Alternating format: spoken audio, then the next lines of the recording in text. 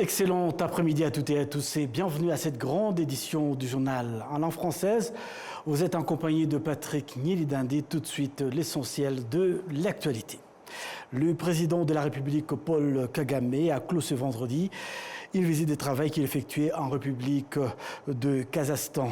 Une visite qui a permis aux deux pays de signer plusieurs accords de coopération dans plusieurs domaines d'intérêt commun. Le point avec Jean-Damascène Manichimou. Au cours de son périple, le président de la République Paul Kagame s'est entretenu avec son homologue kazakh à Astana, après quoi les deux parties ont signé des accords de coopération dans plusieurs domaines, notamment le commerce, les technologies, l'exploitation minière et l'agriculture. Le président Kagame a déclaré que ces accords sont fondés sur une base solide d'amitié et de coopération entre les deux pays.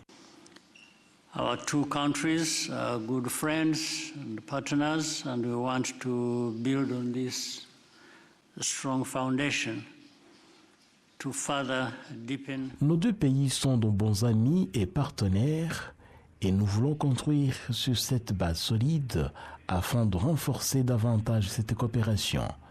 Comme vous l'avez vu lors de la signature des accords de partenariat, notre objectif est d'explorer d'autres opportunités de collaboration, que ce soit dans les secteurs du commerce, de la technologie ou de l'agriculture.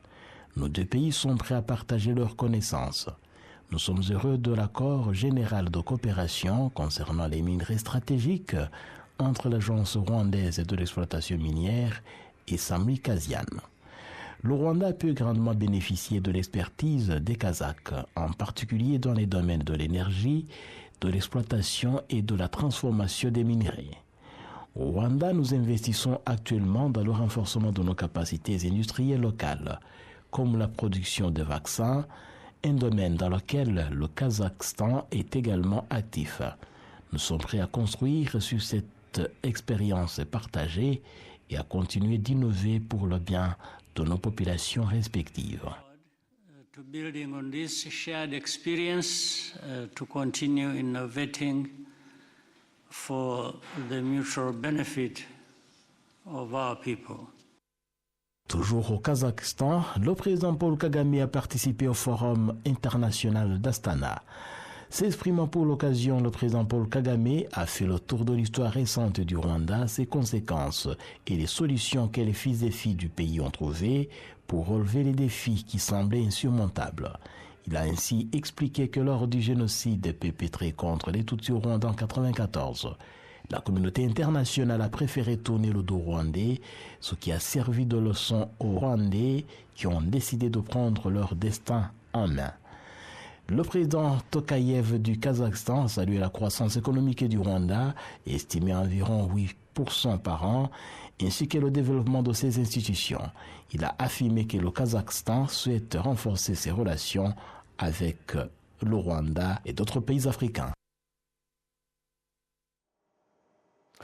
La présidente de la Cour suprême du Rwanda, Madame Mukantaganzwa Domitila, a exhorté les acteurs judiciaires à veiller à une application rigoureuse des textes législatifs et réglementaires dans l'exercice de leurs fonctions et à garantir là une justice équitable dans le but de renforcer la confiance des justiciables envers l'institution judiciaire. Elle a réaffirmé ce message ce vendredi même lors d'une rencontre avec les professionnels dans le secteur de la justice ici à Kigali. Les détails avec Amandine Dikoumassabo.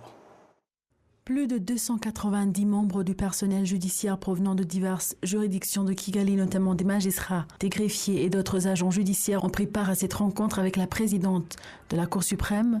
À cette occasion, ils lui ont exposé la situation de leurs juridictions respectives, les dossiers en instance, les arriérés et les réalisations enregistrées, ainsi que les obstacles entravant l'efficacité et la qualité des services offerts. Madame Mukantaganzwa Domitila a reconnu la pertinence des défis soulevés, affirmant qu'ils ont été entendus et pris en considération.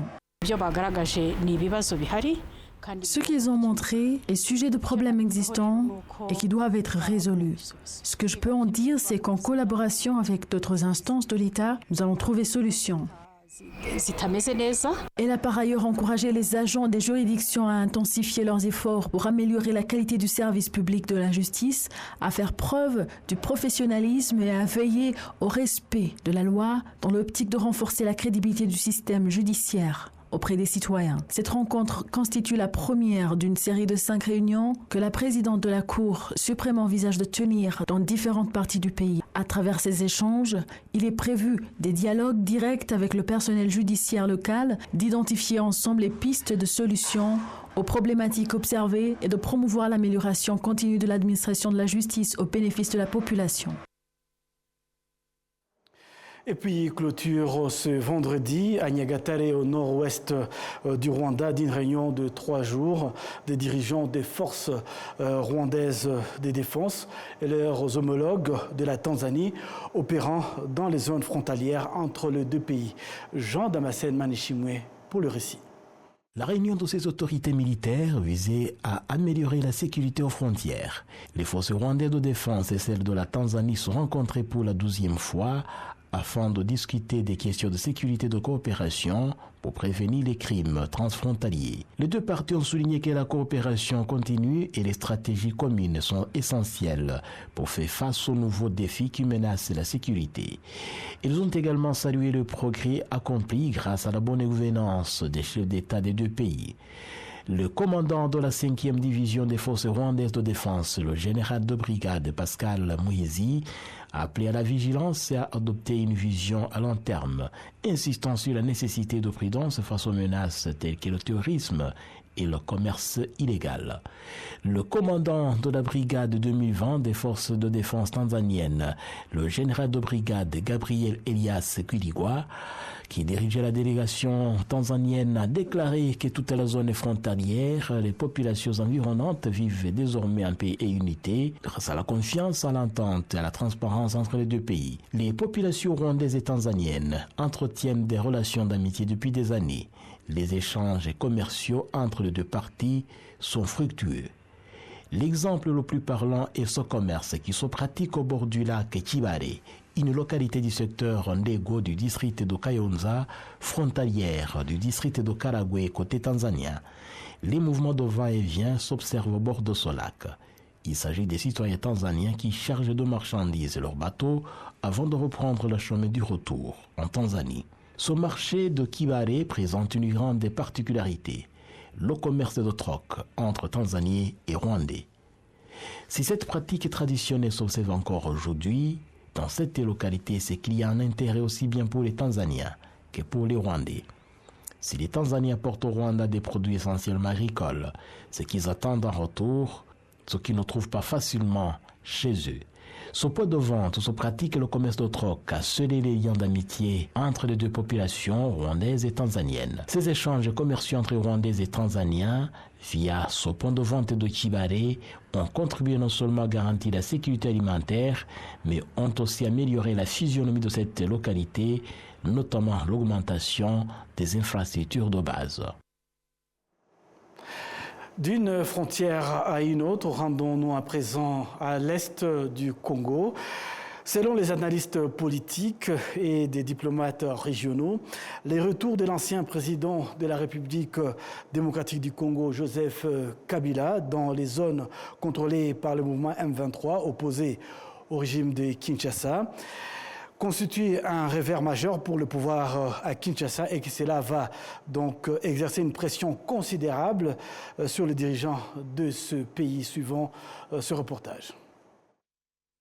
L'annonce de l'arrivée de l'ancien président de la République démocratique du Congo dans les zones contrôlées par le mouvement M23 a fait sensation le lundi 26 mai dernier. Cette nouvelle a également été confirmée par les hauts responsables de l'Alliance Fleuve Congo M23 qui se sont déclarés très heureux du retour de Joseph Kabila qui a dirigé le Congo pendant plus de 18 ans et de l'accueillir. Malgré les acclamations à Goma pour accueillir Kabila, Kinshasa reste inquiète. Après l'adhésion de Joseph Kabila au M23, certains observateurs de la politique régionale estiment que la raison de la crainte de Kinshasa envers Kabila et son retour ne doit pas être imputée au Rwanda, par Kinshasa pour détourner l'attention de l'échec de la résolution des problèmes des Congolais de l'Est du pays, son arrivée dans la zone contrôlée par l'AFC M23.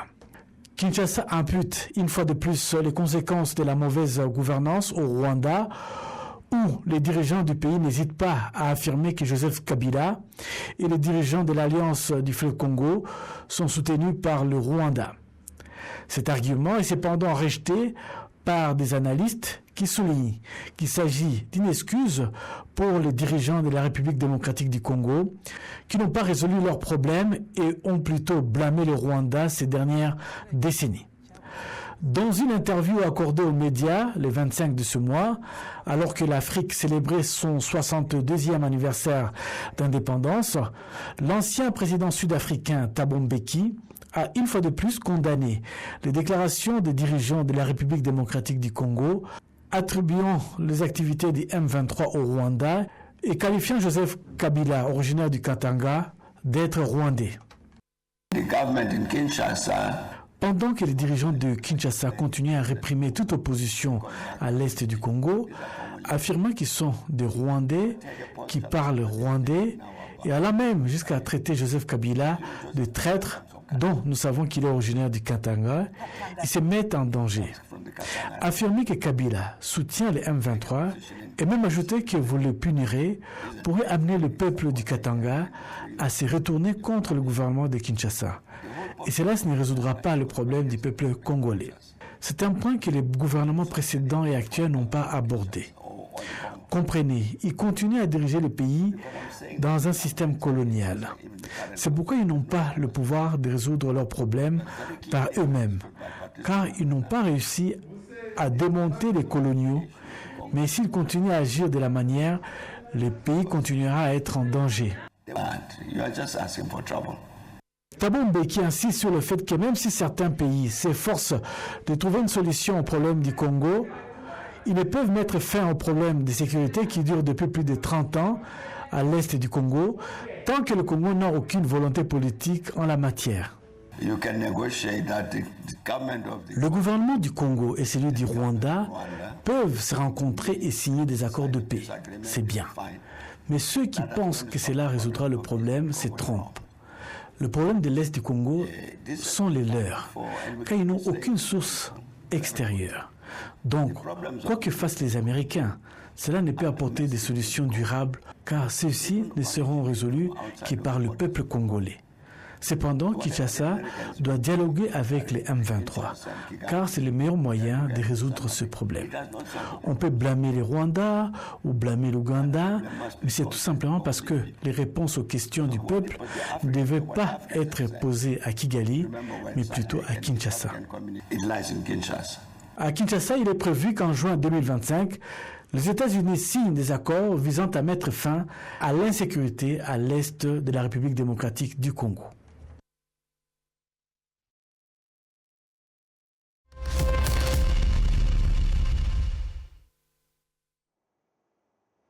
Bienvenue à l'entretien de la semaine qui revient sur les principaux sujets d'actualité ayant marqué l'actualité de la semaine. Nous pouvons donc parler de cette crise à l'est de la République démocratique du Congo et de l'arrivée de Kabila à Goma. Tite Gatabazi, bonjour et bienvenue dans nos studios. Bonjour cher Patrick et merci de m'avoir invité. Vous suivez toute l'actualité régionale, particulièrement les Grands Lacs et l'Est de la République démocratique du Congo. Comment avez-vous interprété cette décision de l'ex-président Joseph Kabila de rejoindre Goma et l'alliance AFC M23 ? Il faut d'abord dire que c'est le pouvoir de Kinshasa qui a poussé l'ancien président dans les bras de l'AFC M23. Il a été persécuté personnellement. Vous vous souvenez qu'il avait quitté Kingakati, qu'il affectionnait beaucoup. Il est allé s'installer à Lubumbashi.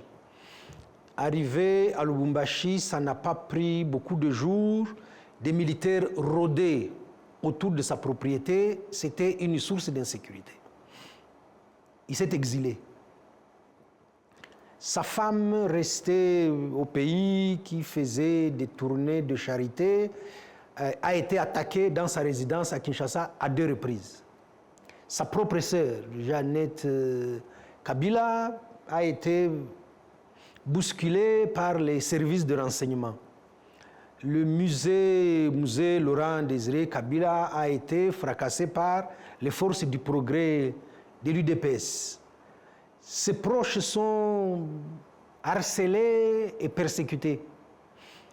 Et donc, tous ces éléments font que il ne pouvait pas se taire pendant longtemps.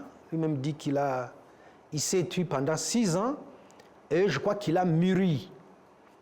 On a vu des signes avant-coureurs et le pouvoir n'a pas saisi les signaux. L'évêque de Lubumbashi, Muteba, avait organisé une réconciliation entre Katumbi et Kabila. Le pouvoir n'a pas compris qu'il y avait une démarche derrière ça. Quand le président Mbeki parle de Katangé, il y a eu le rendez-vous d'Addis Abeba, où ils ont quand même signé un communiqué qu'ils ont rendu public. Après, il y a eu ce faux bruit sur les réseaux sociaux, comme quoi Kabila était déjà à Goma. Oui. Et là, le pouvoir commet une faute lourde. Plus d'immunité pour Kabila, on va saisir tous ses biens, on va le poursuivre pour... Voilà. Donc on sent une certaine agitation à Kinshasa. Il y a eu vraiment une débandade à Kinshasa. Et donc, le seul endroit où Kabila pouvait être en sécurité, c'est la zone libérée par l'AFC M23. Et voilà qui se retrouve à Goma. Et à Kinshasa, on le sent très bien. Déjà, le pouvoir de Kinshasa ne contrôle pratiquement plus rien. Quand on suit sur les réseaux sociaux ou dans l'actualité un peu partout, quelqu'un en cette rigolant nouvelle donne de l'arrivée des Kabila risque de faire effondrer. Quelqu'un en rigolant a dit que les communicateurs du pouvoir étaient tous, avaient la grippe et ils avaient du mal à s'exprimer. Mais l'arrivée de l'ancien président à Goma, c'est d'abord un ancien président. Ça veut dire qu'il confirme que les problèmes sont congolais et que les solutions ne viendront pas d'ailleurs. Les Congolais sont capables de s'asseoir et de discuter. Il a quand même connu Sun City, il a fait Saint-Sylvestre. Ça montre que la rhétorique du pouvoir devient vide. Et donc, les fameux communicateurs sont obligés de se ranger dans un coin et de regarder la vague passer. Ça donne quand même du crédit aux revendications légitimes du M23, qui a décidé de reprendre les armes parce qu'exclu de la nationalité congolaise, parce que persécuté sur le sol congolais. Les uns sont morts, d'autres sont en exil. Et donc, les jeunes qui sont restés ont dit, c'est une question de vie ou de mort. Alors, ils ont repris les armes. Et vous avez vu tout ce que le pouvoir avait raconté pendant 3 ans. C'était des aberrations. Et donc, l'ancien président vient leur dire, un peu du style, la récréation est terminée, on va se mettre entre Congolais, on va se regarder droit dans les yeux, et je crois que des vérités vont sortir. Et je trouve qu'il a commencé, il a reçu Justement, je voulais vous poser la question, Tite Gatabazi. Quelles sont les motivations réelles du président Joseph Kabila, qui a passé quand même 18 ans à la tête de ce pays?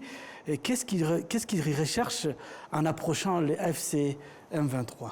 Il l'a dit dans son adresse à la nation.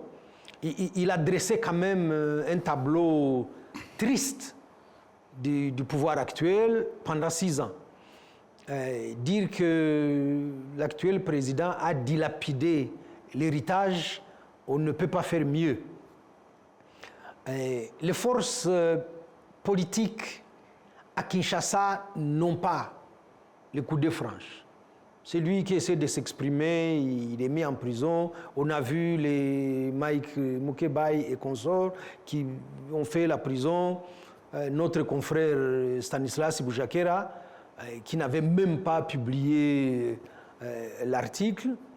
Et donc, le rapport de force qui est en faveur de l'AFC M23 est un appel de vent pour reconstruire ou alors rebâtir la gouvernance du pays à partir de Goma.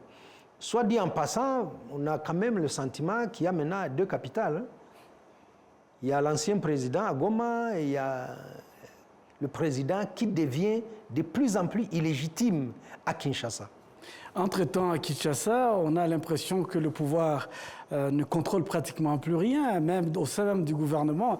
Vous qui suivez cette actualité, le ministre de la Justice, oui, qui était parti en guerre contre ce qu'on appelle les jouisseurs, il serait repris lui-même.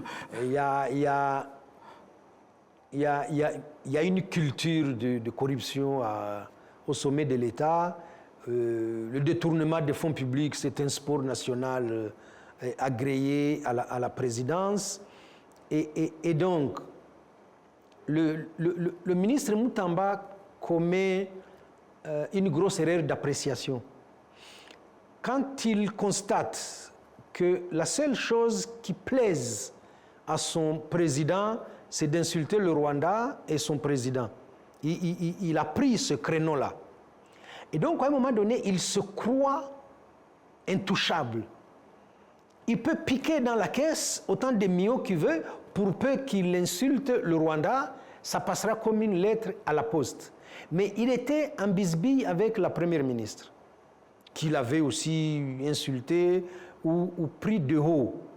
Il est en difficulté avec le procureur général près la Cour de cassation, qui aurait acquis un immeuble à Bruxelles et que Moutamba voulait fouiner, tronçonner dans cette acquisition. Et lui-même, maintenant, 39 millions pour une société quasi inexistante qui n'a jamais posé un carreau dans une maison. Et donc, hier, l'Assemblée nationale a levé l'immunité ministérielle et là, ça la fout mal quand même que le ministre de la Justice, chevalier blanc, se retrouve à Makala demain. Oui. Revenons un peu sur le retour des Kabila, du moins l'arrivée des Kabila à Goma. Il y a l'intervention de l'ancien président Thabo Mbeki d'Afrique du Sud, oui, qui a appelé à ce dialogue entre Congolais, que la solution ne viendra pas de l'extérieur. Que voulait-il dire exactement? L'ancien président Mbeki dit ça depuis longtemps. Et on a le sentiment qu'il n'est pas écouté. Ça n'est pas la première fois qu'il s'exprime sur le dossier congolais, qu'il maîtrise très bien. Sun City, c'était sous Thabo Mbeki. Utenika, ça vous dit quelque chose? Bien sûr. Thabo Mbeki était vice-président du très vénéré Mandela. Donc, il connaît le dossier congolais. Et donc, lui, il dit, arrêtez les raccourcis, arrêtez les exclusions, arrêtez les persécutions et regardez vos problèmes en face. Nous, comme partenaires et frères africains, nous avons fait notre part, mais nous nous sommes toujours heurtés au manque de volonté politique à Kinshasa. Et donc, maintenant que la présence du président honoraire à Goma rabat les cartes, au moment où, à Kinshasa, le pouvoir est en très grande difficulté, c'est peu de dire ça, que le parti UDPS est devenu l'ombre de lui-même, que l'union sacrée n'est plus vraiment aussi sacrée qu'on pouvait le penser, chacun est en train de tirer la couverture vers lui-même, et qu'on a des scandales comme ça qui se multiplient. C'est tantôt les révélations quand même, on peut dire, de l'ancien ministre de l'économie, Nicolas Kazadi, qui dit quand l'argent arrive, nous partageons d'abord les sous, la réflexion, ça viendra plus tard. Et donc, tout ça fait que le pouvoir et même le président de la République est très affaibli, avec une cacophonie au sommet de l'État, dans tous les domaines. Et donc, ça fait que l'ancien président Mbeki dit, saisissez au moins l'opportunité que vous offre le retour de l'ancien président Kabila, reconnaissez la nationalité congolaise des Tutsis congolais, rapatriez les réfugiés qui sont quand même depuis plus de 25 ans dans les pays limitrophes. Ça n'est jamais gai pour qui que ce soit d'être réfugié, même si vous avez beaucoup d'argent. Et après, discuter de la gouvernance de votre pays. Vous comprenez bien que le raccourci là de bouc émissaire s'essouffle comme on pouvait s'y attendre. On était vraiment impatient pour ça. La toute dernière question en quelques secondes. Maintenant que l'AFC M23 a cet allié de poids dans sa stratégie, quelle est la prochaine étape? La prochaine étape, il faut avoir les yeux rivés sur Doha, parce que la délégation du gouvernement congolais et l'AFC M23 sont à Doha, et il ne faut pas décrocher de Washington. Je crois que d'ici le mois de juin, les deux chefs d'État vont aller signer à Washington et on verra bien le communiqué que va nous donner Doha. Merci à vous, Tite Gatabazi. Je rappelle aux téléspectateurs que vous êtes analyste politique régional, plus particulièrement dans la région des Grands Lacs. Nous vous remercions de votre éclairage. C'est avec vous donc que nous allons mettre un point final à cette grande édition du journal à langue française. Au nom de toute l'équipe qui m'a accompagné tout au long de cette édition, je vous souhaite de passer tous un excellent week-end.